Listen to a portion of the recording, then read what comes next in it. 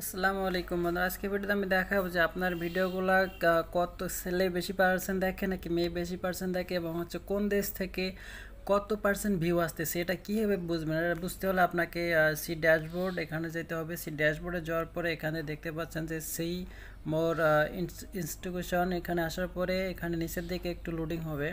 So loading হওয়ার পরে নিচের দিকে এখানে দেখতে পাবেন যে এজ অ্যান্ড জেন্ডার, এখানে টিক চিহ্ন দেওয়া আছে। এখানে দেখতে পাচ্ছেন যে 18 থেকে 24 বছর বয়সী মানুষরা 57%, 57.2% ভিডিও দেখছে, 25 থেকে 34% এখানে টোটালি পার্সেন্ট শো করতেছে।